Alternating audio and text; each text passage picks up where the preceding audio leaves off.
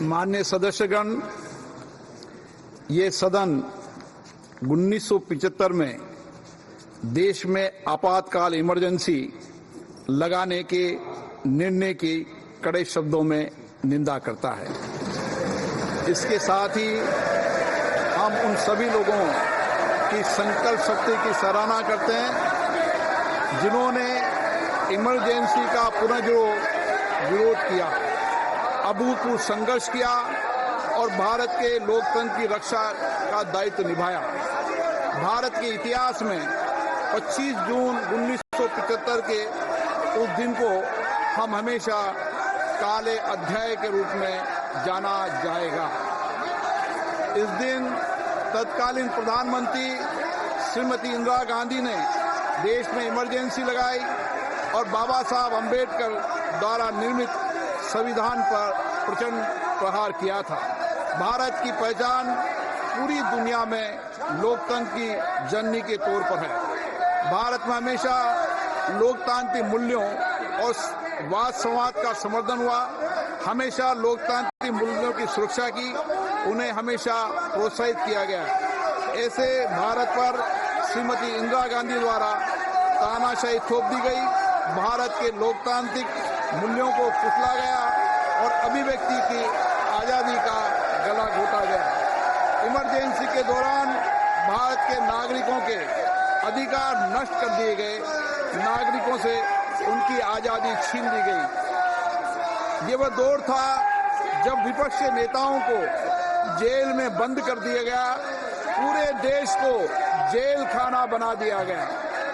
तब की तानाशाही सरकार ने मीडिया पर अनेक पाबंदियां लगा दी गई थी, न्यायपालिका की स्वतंत्रता पर अंकुश लगा दिया गया था। इमरजेंसी का वह समय हमारे देश के इतिहास में अन्याय काल का एक काला खंड था। आपातकाल इमरजेंसी लगाने के बाद उस समय कांग्रेस सरकार ने कई ऐसे निर्णय किए जिन्होंने हमारे संविधान की भावनाओं को कुचलने का काम किया। पूर्व और निर्दयी maintenance of internal secretary act Misa में बदलाव करके कांग्रेस पार्टी ये सुनिश्चित किया कि हमारी अदालतें मीसा के तहत गिरफ्तार लोगों को न्याय नहीं दे पाए। मीडिया को सच लिखने से रोकने के लिए parliament president production of publication repeal act, press council repeal act और prevention of publication of objectionable matter act लाए गए।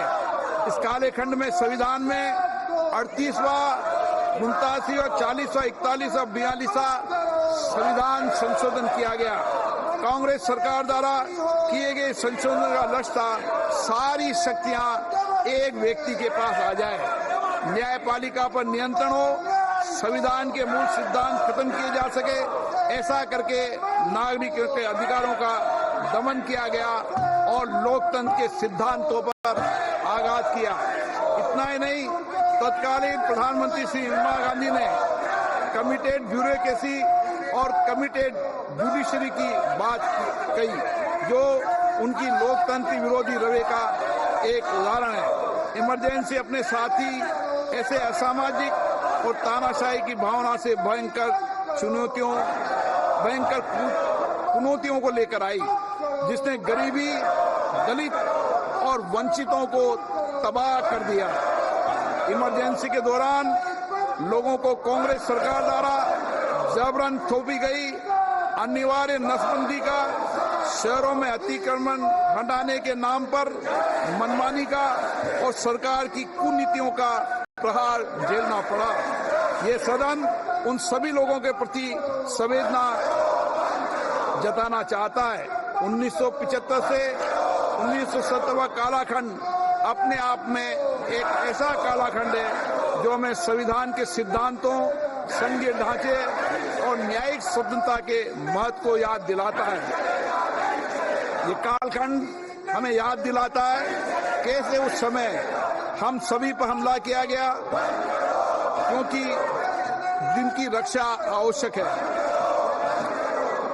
ऐसे समय में जब आपातकालीन इमरजेंसी के 50वें वर्ष में हम प्रवेश कर रहे हैं, ये 18वीं लोकसभा बाबा साहब अम्बेडकर द्वारा निर्मित संविधान को बनाए रखने, इसकी रक्षा करने और इसे सुरक्षित रखने की अपनी प्रतिबद्धता को दोहराती है। हम भारत में लोकतंत्र के सिद्धांत, देश में कानून का शासन और शक्तियों का विकेंद्रीकरण अक्षुण्ण रखने के लिए प्रतिबद्ध है।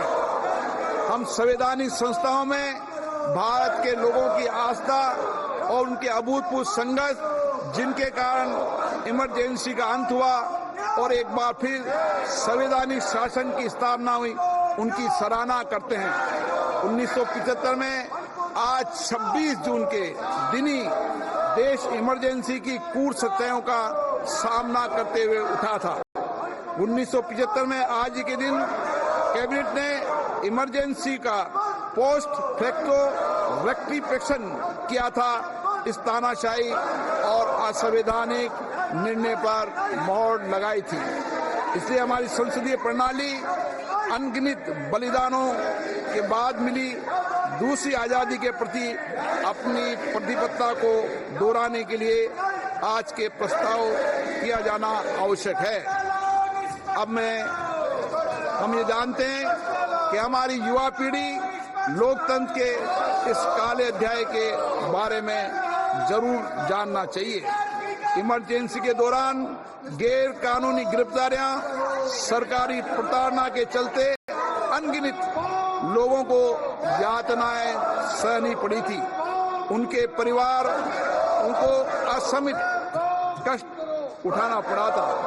इमरजेंसी ने भारत के कितने नागरिकों का जीवन तबाह कर दिया था, कितने लोगों की मृत्यु हो गई थी। इमरजेंसी के इस काले खंड में कांग्रेस की तानाशाह सरकार के हाथों अपनी जान गंवाने वाले भारत के ऐसे कर्तव्यनिष्ठ और देश में प्रेम करने वाले नागरिकों की स्मृति में हम सब 2 मिनट का मौन रखते हैं।